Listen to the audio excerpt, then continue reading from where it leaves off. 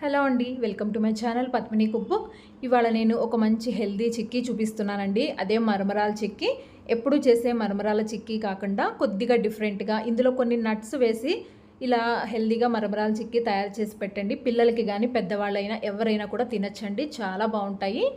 దీనికోసం అయితే ముందుగా స్టవ్ వెలిగించుకుని ఒక బాండీ పెట్టుకుని అందులోకి 3 కప్పుల దాకా మరమరాలు తీసుకోవాలండి. ఏదైనా ఒక కప్పు కానీ గ్లాస్ కానీ కొలత ప్రకారంగా తీసుకుంటే మనకి ఎవరు చేసినా కూడా చెక్క పర్ఫెక్ట్గా వస్తుందండి. తినేటప్పుడు కూడా పంటికి అంటుకుంటూ సాగకుండా చెక్క కరకరలాడుతూ చాలా బాగా వస్తుంది. ఇలా కనుక మెజర్మెంట్స్తో ప్రకారంగా ఫాలో అయితే ఇక్కడ నేనైతే 3 కప్పుల దాకా మరమరాలు తీసుకున్నాను. మరమరాలు చిక్కీ చేసుకున్నప్పుడు ఎప్పుడైనా ముందుగా ఇలా వేయించుకుని తీసుకుంటే చక్క క్రిస్పీగా బాగా వస్తాయండి. తర్వాత ఇక్కడ నేను ఇందులోకి 1 టేబుల్ స్పూన్ దాకా ఇలా తురుముకున్న బాదం పప్పు, అలాగే 1 టేబుల్ స్పూన్ దాకా నువ్వులు, 1 టేబుల్ స్పూన్ దాకా జీడిపప్పును కూడా ఇలా తురుముకుని తీసుకోవాలి. అలాగే flax seeds, chia seeds, pumpkin seeds, sunflower seeds, ఇలా సీడ్స్ అన్నిటినీ కూడా ఒక్కొక్క టేబుల్ స్పూన్ చొప్పున వేసుకుని వీటిని కూడా అందులో వేసేసి ఒక 2 నిమిషాల పాటు ఇవన్నీ కూడా బాగా క్రిస్పీగా వేగే వరకు వేయించుకోవాలండి. ఇవన్నీ వేసి ట్రై చేయండి. చిక్కీ టేస్ట్ అయితే చాలా బాగుంటుంది. రెగ్యులర్గా చేసేదానికన్నా కూడా కొద్దిగా ఎక్స్ట్రా టేస్ట్ ఉంటుందండి. ఇవి ఒక 2 నిమిషాలు వేగిపోయిన తర్వాత వీటిని ఒక బౌల్లోకి తీసుకుని చల్లారి పెట్టుకోవాలి. తర్వాత అదే ప్యాన్లోనే పాకం కోసం 1 కప్పు దాకా బెల్లం తీసుకున్నాను. ఇక్కడ నేను 3 కప్పుల మరమరాలకి 1 కప్పు బెల్లం తీసుకుంటే మనకి స్వీట్ కరెక్ట్గా సరిపోతుందండి, ఎక్కువ తక్కువ అవ్వదు. అలాగే ఇందులో ఒక 2 టేబుల్ స్పూన్ల దాకా మాత్రమే వాటర్ వేసుకోవాలి, ఎక్కువ అవసరం లేదండి. 2 టేబుల్ స్పూన్ల దాకా వాటర్ వేసుకుని ఇప్పుడు మంటని లో ఫ్లేమ్లోనే ఉంచుకుని బెల్లం మొత్తాన్ని కూడా కరిగించుకోవాలి. ఈ కొలత ప్రకారం ఫాలో అవ్వండి. బాగా స్వీట్ ఎక్కువగా ఓవర్గా తినే వాళ్ళకు కూడా సరిపోతుంది. ఇంకా మరీ ఎక్కువగా అయితే యాడ్ చేయొద్దు బెల్లము. ఇలా మనకి కొద్దిగా పాకం రావటం స్టార్ట్ అయిపోయింది కదా, మధ్య మధ్యలో ఇలాగే కలుపుకుంటూ ఉండాలి. మనం తీసుకునే బెల్లం కూడా ఇలా ముదురు రంగులో ఉండేదైతే మనకి టేస్ట్ కానీ కలర్ కానీ చాలా బాగుంటాయండి. ఇక్కడ నేనైతే ఒక్కసారి చెక్ చేస్తున్నాను పాకం వచ్చిందా లేదా అని. చూడండి, మీకు ఇలా వేసినప్పుడు ఇందులో బాల్ లాగా వస్తుంది, చేతికి ఎక్కడ అంటుకోకుండానే చక్క బాల్ లాగా వస్తుంది, కానీ మనకి సాగుతూ ఉంటుందండి, గట్టిగా ఉండదు. ఇలా సాగుతూ ఉండేవైతే కనుక మనకి చిక్కీలకి ఎప్పుడైనా కూడా పాకం అనేది కరెక్ట్గా లేనట్టేనండి. ఎందుకంటే ఇలా సాగుతూ ఉంటే కనుక మనం చిక్కీలు కూడా పంటికి అంటుకుంటూ సాగుతూ అలా వస్తాయి, అంత క్రిస్పీగా ఉండవు, మెత్తగా అయిపోతాయి.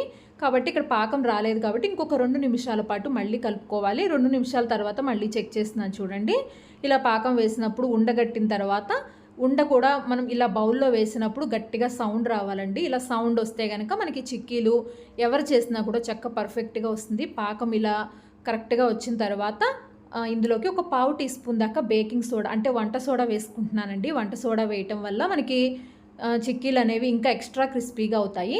తర్వాత ఇందులోనే 1 టీ స్పూన్ దాకా నెయ్యిని వేసుకుంటున్నాను. నెయ్యి వేస్తే చిక్కీలు అనేవి చక్కగా షైనీగా బాగుంటాయి.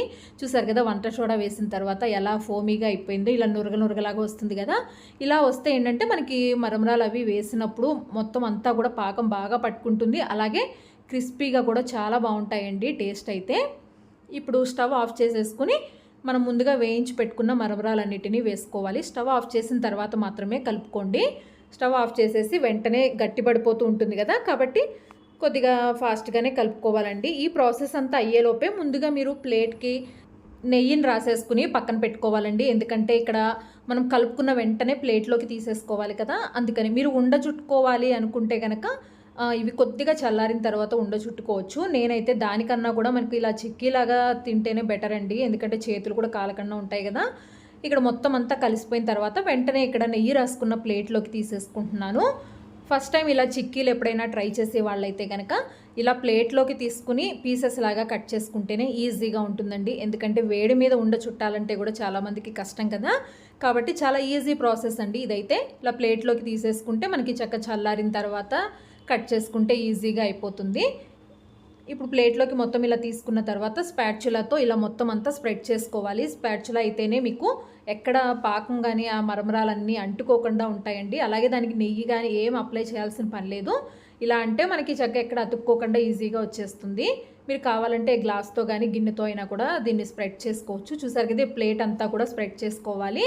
ఇక్కడ నేను గిన్నెతో కూడా చూపిస్తున్నాను. చూడండి, గిన్నెకి కొద్దిగా నెయ్యిని అప్లై చేసుకుని ఇలా గట్టిగా ప్రెస్ చేసుకుంటూ మొత్తం అంతా కూడా ఈవెన్గా స్ప్రెడ్ చేసుకున్నామంటే మీకు ఎక్కడ అప్ అండ్ డౌన్స్ అనేవి, అంటే ఒక చోట ఎక్కువ ఒక చోట తక్కువ అలా లేకుండా ఈవెన్గా ఉంటుంది మొత్తం అంతా కూడా. చల్లారిన తర్వాత పీసెస్ లాగా కట్ చేసుకోవాలి. ఇక్కడైతే నేను ఏం చేశానంటే ఇది కొద్దిగా వేడి చల్లారక ముందే మనం ఘాట్లు పెట్టుకోవాలండి. అప్పుడు మనకి చల్లారిన తర్వాత చెక్క ముక్కలుగా వచ్చేస్తాయి.